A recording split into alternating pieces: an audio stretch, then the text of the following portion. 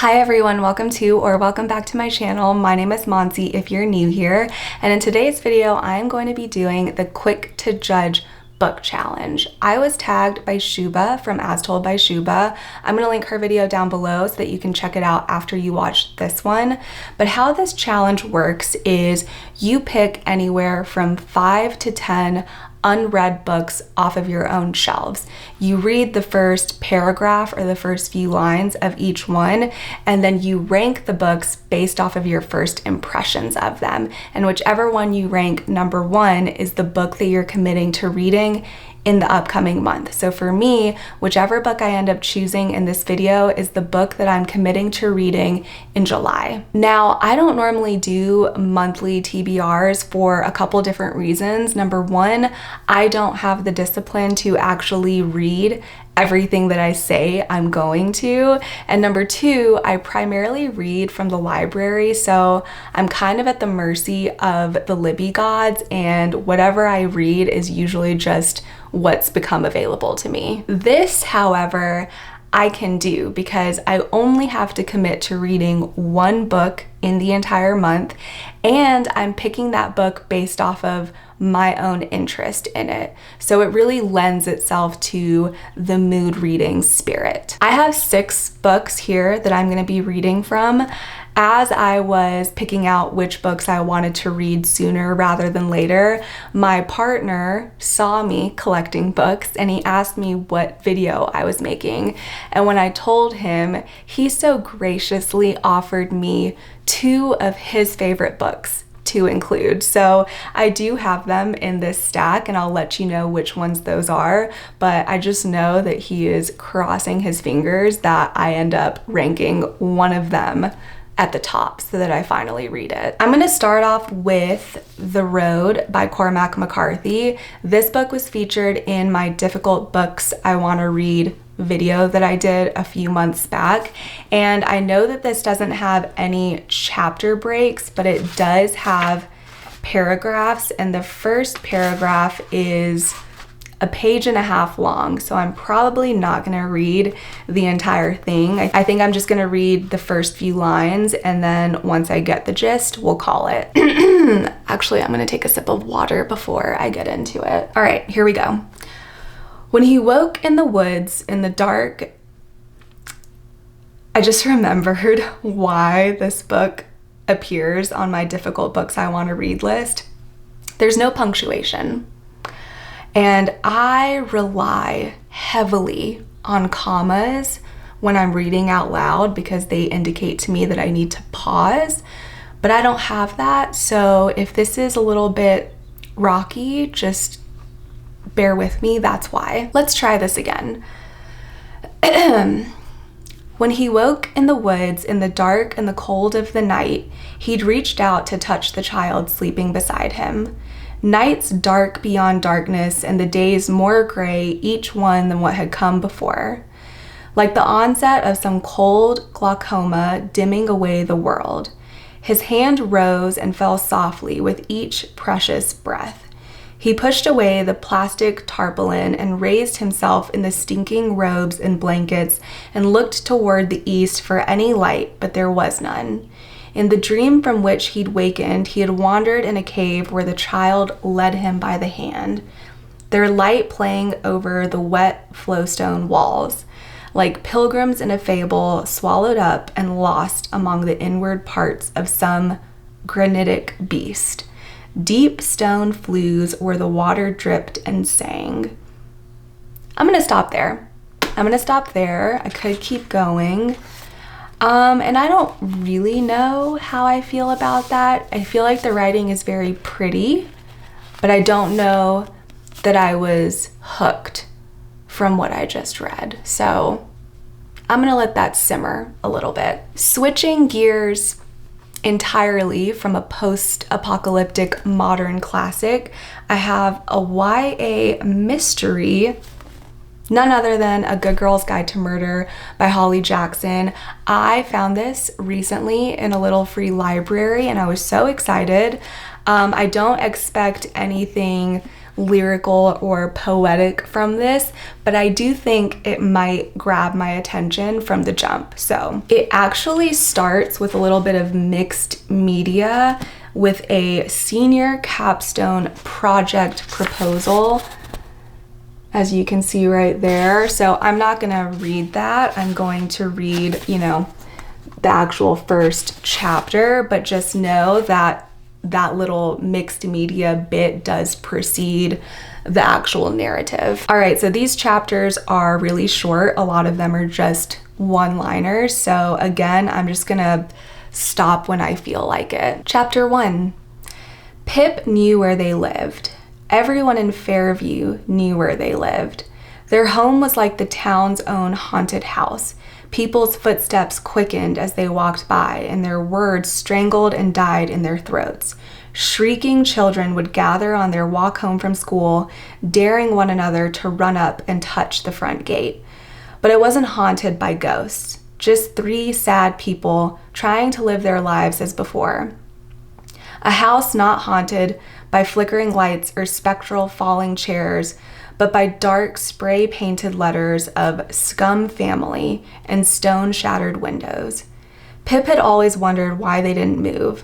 Not that they had to, they hadn't done anything wrong, but she didn't know how they lived like that, how the Sings found the strength to stay there. Here in Fairview, under the weight of so many widened eyes, of the comments whispered just loud enough to be heard, of neighborly small talk never stretching into real talk anymore.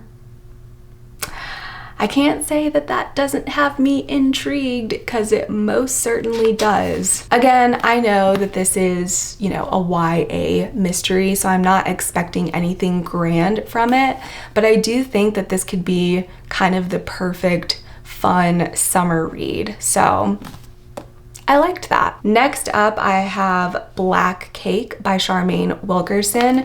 This is supposed to be kind of like a family drama of sorts, so that could be right up my alley.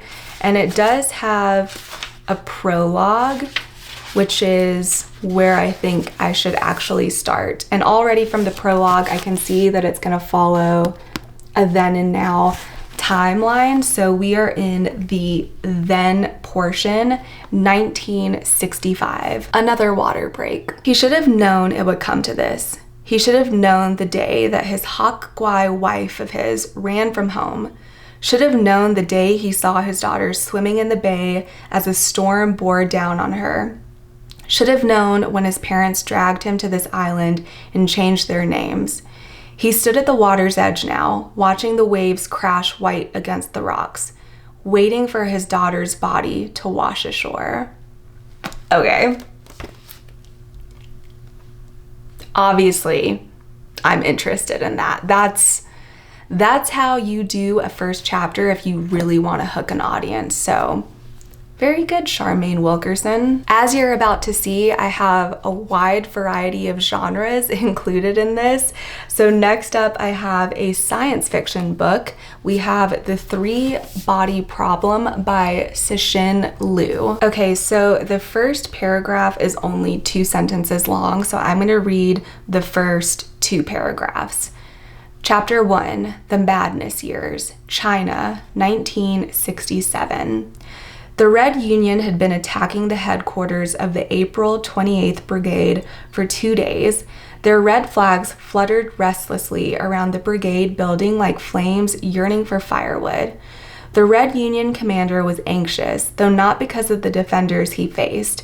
The more than 200 Red Guards of the April 28th Brigade were mere greenhorns compared with the veteran Red Guards of the Red Union, which was formed at the start of the Great Proletarian Cultural Revolution in early 1966.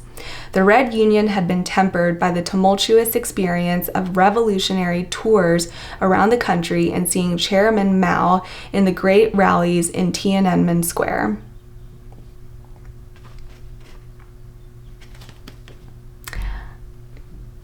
I am not very interested in that. Now we are at the 2 books that my partner so generously gave me to include in the video. These are 2 of his favorite books. okay? The first one is The Old Man and the Sea by Ernest Hemingway. I have only read one other book by Ernest Hemingway.